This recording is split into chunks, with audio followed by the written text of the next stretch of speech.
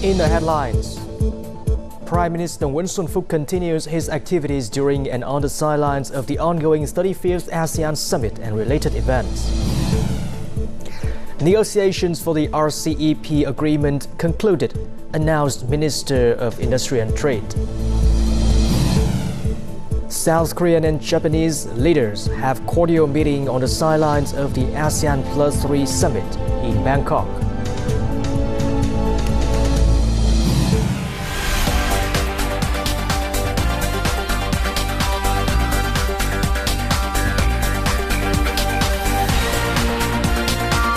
Broadcasting from Hanoi, the capital of Vietnam. VTV News starts right now. Welcome to the 8 a.m. edition of VTV News, and you're with me, Hainan, with the latest updates.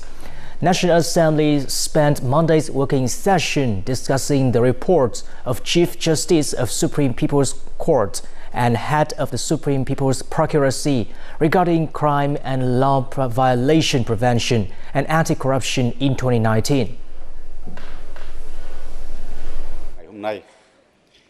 At the discussion session, a number of National Assembly deputies agreed that the reports have fully assessed the crime prevention situation of 2019. However, there were differing opinions for several indicators set in the draft resolution on the prevention and fight against crime and law violations by judicial agencies. Judging is a specific job that entails punishing the right people. Some courts have a large number of complicated cases in which the litigants are not in Vietnam, so the cases cannot be closed. I would like to propose that National Assembly and the Supreme People's Court have a new, specific and progressive regulation that is in line with the role of each judicial agency. It is possible that the time limit for trial preparation remains, but the criteria are not fulfilled when being assigned tasks. We still strictly abide by the procedural law, which still has a trial term. However, it violates the resolution. Several National Assembly deputies also expressed their concern about the limitations of labor exports, especially with cases of people being sent to work overseas illegally, citing the case of the 39 people found dead in a lorry in England as an example.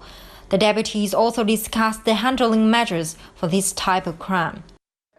Since the case happening in the UK government will decide what type of crime it is. According to Vietnamese law, this case is not human trafficking. An intermediary organization arranged for the people to go abroad and stay abroad illegally. Currently, the Ministry of Public Security has directed police in Nghệ An province and arrested 8 subjects related to this case. We will strictly follow the directions of the government and the National Assembly to handle the case. Also at the session, several deputies proposed solutions for the issue of criminal rehabilitation, especially ones involved in murder crimes. Some deputies also suggested that the effectiveness of rehabilitation be improved, as the current relapse rate is at 90%. For this reason, it is necessary to address the inadequacies in the model of rehabilitation at home and in the community and improve the capacity of functional forces. Prime Minister Nguyen Xuan Phuc attended the East Asia Summit on November 4th as part of the ongoing 35th ASEAN Summit and related events. Leaders from ASEAN countries, President of South Korea, Prime Ministers of Japan, Australia, Russia, India and China, and the U.S. President's Special Envoy discussed the situation in the East Sea. Most leaders agreed to resolve the East Sea situation based on international law, particularly the United Nations Convention on the Law of the Sea. He also emphasized the importance of fulfilling the Declaration on the Conduct of Parties in the East Sea and formulating a code of conduct in the East Sea between ASEAN and China in accordance with international law. Also during the summit, Robert O'Brien, the White House National Security Advisor, delivered a message from President Donald Trump to invite ASEAN leaders to a special summit in the U.S. next year.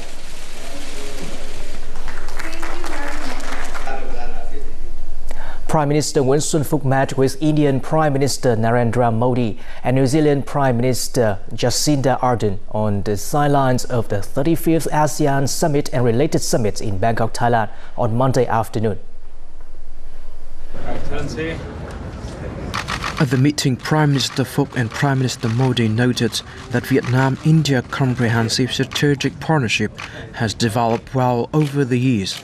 Prime Minister Phuc said that Vietnam highly values India's important role in the region and voiced his strong support for India's Act East policy.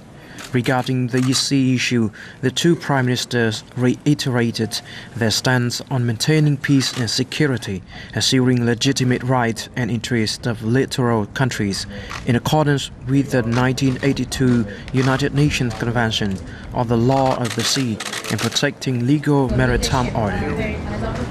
Thank you. Also on the same day, Prime Minister Nguyen Xuan Phuc met with his New Zealand counterpart Jacinda Ardern. The two leaders shared the view that 2020 will be an occasion for raising Vietnam-New Zealand and ASEAN-New Zealand relations to new heights, so both sides should focus on building a framework for the relationship. Prime Minister Ardern spoke highly of the progress of the two countries' connection over the last 45 years. Meanwhile, Prime Minister Nguyen Xuan Phuc emphasized that relationship between Vietnam and New Zealand holds a lot of potential for partnership in trade, agriculture, finance, banking, customs, education, connectivity, maritime cooperation, and climate change response. In related news, Deputy Prime Minister and Foreign Minister Phạm Bình Minh met the U.S. President's Special Envoy Robert O'Brien in Bangkok on November 4th. The Vietnamese official and his guest, who heads the U.S. delegation to the East Asia Summit and the U.S.-ASEAN Summit, agreed to coordinate in implementing measures to reinforce Vietnam-U.S. relations in 2020. Deputy Prime Minister Phạm Bình Minh suggested the two sides increase exchanges of delegation, particularly at a high level, and foster win-win bilateral economic and trade collaboration. Robert O'Brien took the occasion to convey President Donald Trump's and the U.S. government's support for free navigation, free overflight, and respect for international law. The official also spoke highly of Vietnam's consistent stance on the East Sea issue, as well as other regional security and economic matters. Also within the framework of the ongoing summits in Thailand, Deputy Prime Minister and Foreign Minister Phạm Bình Minh attended the 20th ASEAN Political Security Community Council meeting and the 24th ASEAN Coordinating Council meeting. Addressing the meetings, Deputy Prime Minister Minh spoke highly of ASEAN's achievements after more than 4 years of implementing the ASEAN Community Vision 2025. At the same time, he called for the stepping up of dialogue, trust building, and creating an environment conducive to negotiations on an effective and efficient code of conduct in the East Sea, in line with the international law, thus maintaining ASEAN's central role and leading position in cooperation with processes for peace, security, and stability in the region. South Korean President Moon Jae-in and Japanese Prime Minister Shinzo Abe on Monday held a cordial meeting that lasted 11 minutes on the sidelines of the ASEAN +3 summit in Bangkok, Thailand. The two leaders agreed on the importance of the bilateral relationship and reconfirmed the principle of resolving issues through dialogue. President Moon Jae-in proposed holding high-level governmental discussions to resolve trade and political disputes between the two countries. Meanwhile, Prime Minister Shinzo Abe expressed his hope to seek a way to resolve the issues through all possible avenues. Ties between Seoul and Tokyo are at rock bottom over a dispute related to Japan's use of forced labor during the World War II, with their trading retaliatory sanctions. Negotiations for the Regional Comprehensive Economic Partnership, or RCEP, have concluded. This information was shared by Minister of Industry and Trade Trần Tuấn Anh on the sidelines of the 35th ASEAN Summit and related high-level events in Thailand. The countries have come to an agreement to open up a vast free trade area for 16 member countries. Negotiations for the Regional Comprehensive Economic Partnership, or RCEP, started in 2013. After nearly 30 rounds of negotiations over 7 years, 16 participating countries have completed negotiations for all 20 chapters of the agreement and ended most of the market opening negotiations. All leaders of the countries participating in this agreement have declared the end of negotiations and have assigned relevant agencies of each country to review the laws and prepare the legal processes for the signing in Hanoi in 2020. That's the time when Vietnam will assume the chairmanship of ASEAN. The RCEP agreement will create the largest free trade area in the world, with commitments to open markets in the fields of goods, services, and investments. It will also simplify customs procedures and facilitate trade. Along with other trade agreements we are a part of, including the EVFTA and the CPTPP, we now have the RCEP agreement. That means we can enter a huge global market. It is very large and offers incentives for Vietnam's goods and services. It is estimated that when implemented, the RCEP agreement will create a market of about 3.5 billion consumers with a GDP of approximately $49 trillion, accounting for 39% of global GDP. According to the World Bank's annual Doing Business report, which was just released, Vietnam ranks 25th among 190 countries and territories in terms of access to credit, climbing 7 places compared to 2019. This means that people and businesses have been able to get better access to fair and transparent credit and favorable legal policies to protect the legal rights of borrowers and lenders. The National Credit Information Center of Vietnam and the State Bank of Vietnam recently launched a portal to connect borrowers and credit institutions. Thanks to this, the State Bank's transparency in credit information has received its highest points according to the World Bank's assessment. Through the portal, borrowers can easily check their credit information. At the same time, credit institutions have more sources of customers' information that they can use to evaluate and select the most suitable borrowers. This improvement has helped simplify and speed up the lending procedures of credit institutions and banks. Lending procedures now only take several days, even hours. Advanced technologies have been applied. Customers will know as soon as possible if they can get a bank loan without requiring collateral. According to the World Bank, Vietnam's access to credit index now ranks in the top 25 countries with the highest points. This positive result proves the continuous efforts of the government and the State Bank in reforming administrative procedures to improve the business environment.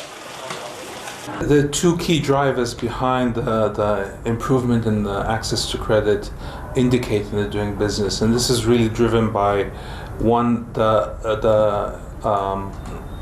the performance of the Credit Information Center, which has become much more active.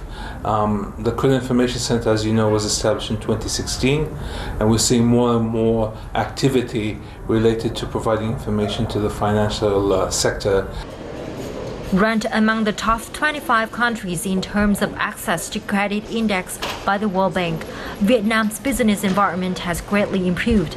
This is expected to pave the way for the country to further develop its economy and create favorable conditions for Vietnamese people and businesses to access credit. Coming up next on VTV News. Self-driving electric vehicles successfully tested in urban area for the first time in Vietnam. Traditional craft villages in Thừa Thiên Huế province make eco-friendly products.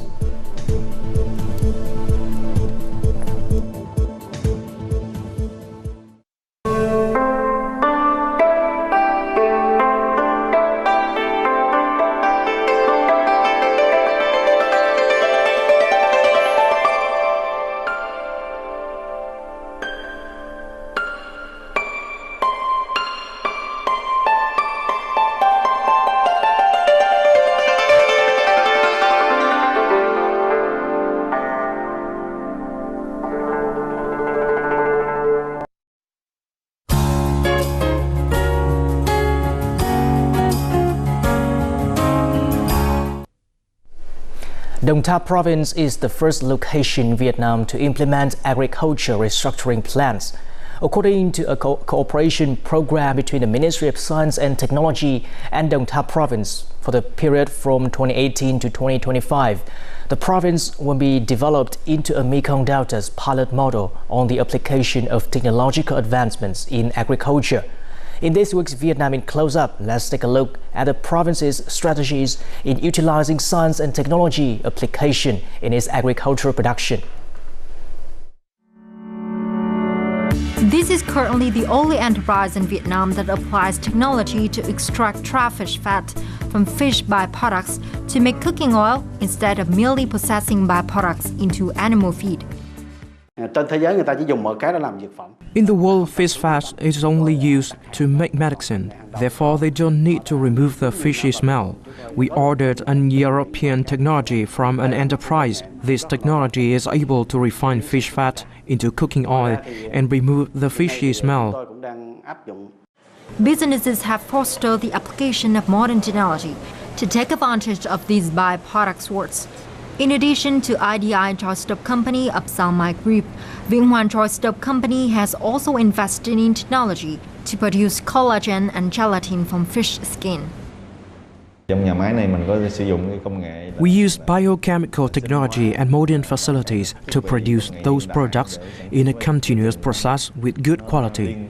This collagen factory has helped to increase the added value of the byproduct by 4 to 5 times. The collagen also meets the quality standard that can be exported to Japan, Europe, and the US. Trout fish is one of the 5 key products that Đông Tháp Province has been developing in accordance with its agricultural restructuring plan. Some enterprises have prepared to implement projects making organic fertilizers from fish bones. It is also an opportunity for the province to have more sources of organic fertilizer to restructure agricultural production. Enterprises manufacturing and processing trout fish in Đông Tháp are planning to invest in new technologies in the coming time in order to increase added value for products such as hydrolysis technology to produce seasoning powder or improve protein content in animal feed processed from trout fish byproducts. Meanwhile, Đông Tháp Province has also paid more attention to breed research and development in order to increase product quality and productivity. We are going to work with the universities to soon improve those varieties. The province has also called for a number of enterprises to cooperate with the province in technology for seedling production. In this lab, many types of flowers and ornamental plants have been propagated by in vitro tissue culture methods. The propagating procedure is carried out in a closed process and strict manner. This is to ensure that the plant absorbs the nutrients which are made with a certain standard. The High-Tech Agricultural Application Center can create hundreds of thousands or even millions of new plants at once to supply to farmers in the flower city of Sa Đéc. This method propagates a large number of new plants. Second, it creates disease-free breed. Third, all breeds are the same. This helps farmers easily control the flowering to provide the market with products in time for the holidays.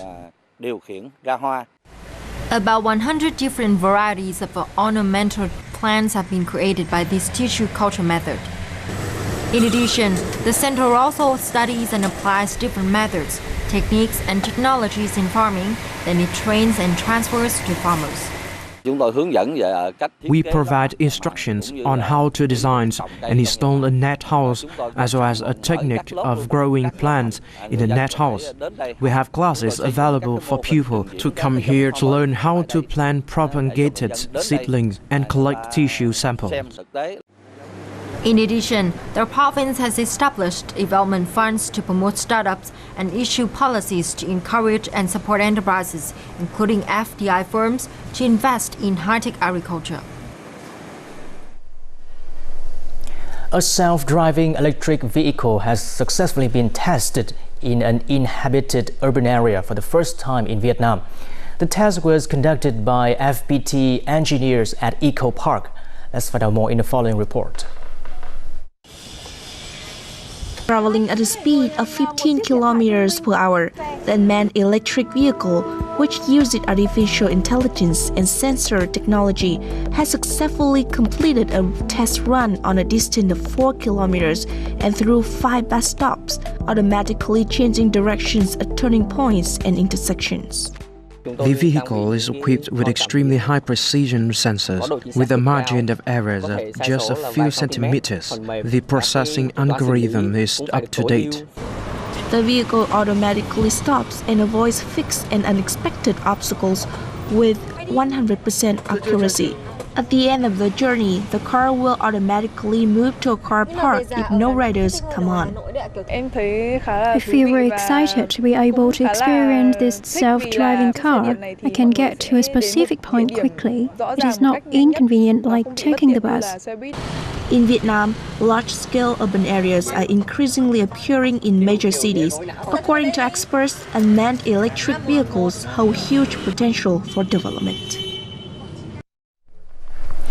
On Monday, the University of Technology under Hanoi National University and Sydney University of Technology from Australia implemented the joint project Water Systems with Industry 4.0 Technology Implementation to enable sustainable communities in the Red River Delta and Phú Yên Province. This is one of the 3 projects that has received support from the Aus for Innovation with an investment of $1 million Australian dollars. The project aims to deliver safe drinking water to local communities and introduce a water monitoring system to promote sustainable agriculture in Phú Yên Province using Internet of Things and data analytics platforms. Vietnam's agricultural production has been developing with clean, safe, and environmentally friendly products. This not only helps Vietnamese farmers adapt to climate change, but also enhances awareness and follows the global trend. The following report tells us about an example in Thừa Thiên Huế province, where local people have been taking advantage of available natural resources to make eco-friendly products and preserve traditional handicrafts. Shopping baskets, drinking straws, and cushions. These eco-friendly products are made by local women from Điện Bàng traditional craft village in Phong Binh Commune. These products are made of grey sage grass, locally known as cỏ bàng. There are now more than 200 local households that still maintain handicraft work. I can earn nearly $5 a day as extra income for my family. Previously, grey sage grass grew in acidic and saline wetland areas on a large scale. As the number of traditional craft villages decreased, the land to grow grey sage grass became smaller. However, since the use of eco-friendly products has become a growing trend, grey sage grass has been planted to replace rice crops with low yield in saline-affected areas. We have planted 3 hectares of grey sage grass this year. In the future, the People's Committee will work with relevant district departments to help local people keep their traditional handicraft works and produce eco-friendly products. Local people have taken advantage of local resources available in the locality to make eco-friendly products. There is also an opportunity for them to make a living. Many traditional craft villages throughout Vietnam has been utilizing local materials to make eco-friendly products that suit consumers' tastes. The use of available resources not only creates new livelihoods, but also increases income for local people. Coming up in international news, a quarter of the global pig population is expected to die as a result of an epidemic of African swine fever. Massive kimchi festival for the underprivileged in South Korea.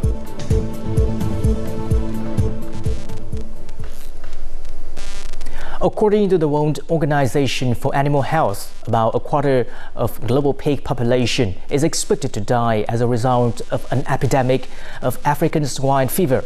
In the last year, the spread of the disease has taken policymakers by surprise and has been particularly devastating China, home to the world's largest pig population.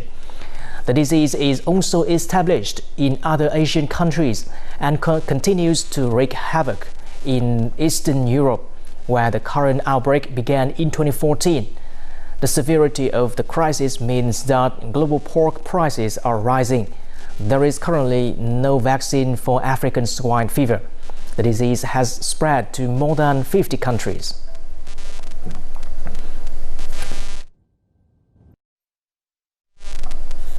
Last weekend, a massive kimchi gathering took place at the Seoul Kimchi Festival, now in its 5th year. Organizers said 35 tons of kimchi was made and shared with the underprivileged. Thousands of people wearing pink gloves and red aprons mix fermented cabbage with spice paste made of red pepper, garlic, ginger, and fish sauce at Seoul City Hall Square. About 2,000 people, including hundreds of foreigners, participated in the event to make 35 tons of kimchi to share with the poor in Seoul. The festival offered a kimchi making experience for foreigner visitors. I was super excited because I've always wanted to make kimchi and I love eating kimchi at the restaurant. So I figured that this will be a really fun time to really know more about the Korean culture and how, how much time and effort it takes to make kimchi and how much love you can put into it too. Organizers plan to make 65 tons of kimchi with 3,500 people in 2 days, but the event was cancelled on the first day due to the bad air quality. The remaining 30 tons will be made in factory instead. The Kimchi Festival has been running every year on Friday, Saturday and Sunday in the first week of November. This year's festival is held in the meaning of sharing and coexistence and making and sharing kimchi together. Traditionally, Korean housewives would gather in November to make enough kimchi for the entire village to eat. The process of making kimchi, called kimjang in Korean, is registered on the list of UNESCO Intangible Cultural Heritage of Humanity. And VTV News will now continue with the weather forecast.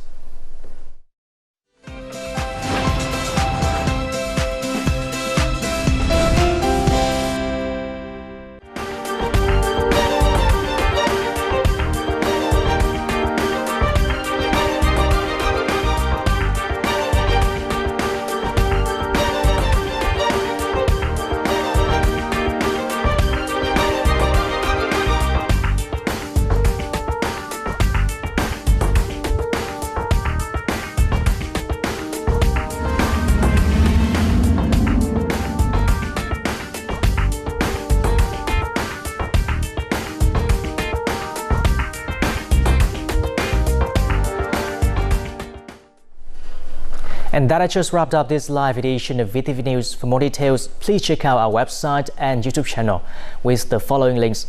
Thank you very much for tuning in and goodbye for now from Hanoi.